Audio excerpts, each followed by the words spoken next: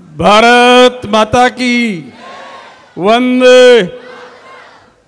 नवी मुंबई महानगरपालिकेच्या वतीनं jewel of Navi Mumbai sector 26 Nerul येथील तथागत भगवान गौतम बुद्ध पुतळ्याचं अनावरण झाल्याचं मी जाहीर करतो। सगळ्यांनी टाळ्या वाजवून जमलेल्या बंधू भगिनी आणि पत्रकार मित्रांनो, नवी मुंबई एक शहर आहे, शांततेचं शहर आहे। तथागत भगवान गौतम बुद्धाची पंचतत्वाची अंमलबजावणी जर कुठे होत असेल ती नवी मुंबईमध्ये होते। मगाशी मंदाताई म्हात्रेंनी उल्लेख केला की ह्या शहराला कसल्याही प्रकारचं गालबोट लागलेलं नाही आणि लागणार नाही, कारण ह्या शहरामध्ये सर्वांचा सन्मान केला जातो। धर्म, जात, पंथ, वर्ण, वर्गाच्या आणि पक्षाच्या पलीकडे जाऊन ज्या ठिकाणी सत्याची कास धरली जाते असे शहर आहे, ज्याला सोशल इंजिनिअरिंग हा जो भाग पडला जातो तो या शहरामध्ये तंतोतंत पाळला जातो। या शहराचा विकास सर्वार्थानं झालेला आहे। खरं म्हणजे हे राजकीय व्यासपीठ नाही आहे, परंतु या शहरामध्ये काही कमतरता आहेत। अजून परिपूर्ण झालो असलं तो भास आहे, रिॲलिटी वेगळी आहे।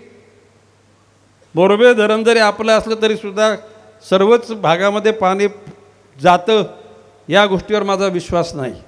MIDCतला परिसर अजूनसुद्धा पाण्यापासून वंचित आहे आणि म्हणून मी अतिरिक्त आयुक्त अरविंद शिंदे यांना सांगितलं की बाबा नक्की या शहराला पाणी पुरवठा पूर्वीपासून कसा होत गेला आणि कसा कसा वाढत गेला आणि कुठल्या कारणाने कमी झाला, तर त्याच्यामध्ये सांगितलं की बारवी धरणामधून मिळणारं पाणी हे पूर्वी मिळत होतं, त्याच्यात कपात झाली। बारवी धरणाची उंची वाढवली आणि महानगरपालिकेकडे त्या प्रकल्पग्रस्त लोकांच्या नोकऱ्या परमनंट फ्रॉम डे फर्स्ट सुरू केल्या, परंतु 30 शब्द पाळले गेले नाहीत। अशा प्रकारचं पत्र अरविंद शिंदेजींनी मला दिलं की बाबा आपल्याला पाण्याचा आणि मी काल गिरीशजी महाजनला सांगितलं की आमच्या शहराला जो वंचित ठेवण्याचा प्रकार चालू आहे, मी कारण ते जलसंपदा मंत्री त्यांना पत्र मी कालच दिलेलं आहे आणि माननीय आयुक्तांना यू फॉलो इट। या शहरामध्ये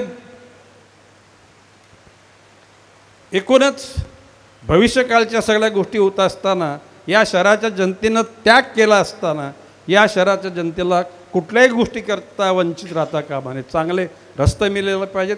मगाशी मंदाताईंनी म्हटल्याप्रमाणे या ठिकाणी IAS, IPS, RIS, IFS या सर्वच सेवा देण्याकरता शिक्षणाची व्यवस्था केली पाहिजे आणि त्या गोष्टीला माझासुद्धा पाठिंबा आहे। आयुक्त महोदय या गोष्टीची नोंद घ्या। हे शहर शैक्षणिकदृष्ट्या, आरोग्यदृष्ट्या, पाणी पुरवठा, स्वच्छता, एकूणच संस्कृतीचं जतन, सर्वांच्याच मनाचा विचार करून दिव्यांगासाठी देशामध्ये चांगल्या प्रकारची शाळा निर्माण करणारी नवी मुंबई महापालिका आहे। भविष्यकाळामध्ये फेरीवाले, हातगाडीवाले, रस्त्यावरचे भिकारी, तृतीयपंथी या सर्वांचंच या शहरामध्ये त्यांना सामावून घेऊन शहराचं नाव चांगल्या प्रकारे करण्याची जी धारणा आहे ती आपण निश्चितपणे पुढे पाठपुरावा करून पुढे नेत राहू। महापालिकेचे अधिकारीसुद्धा बऱ्याच अंशी चांगलं काम करतात। 90% अधिकाऱ्यांचं काम चांगलं आहे, पण 10% काही काम चुकार आहेत। त्या लोकांना माननीय आयुक्त महोदय तुम्हाला त्यांना समज द्यावी लागेल।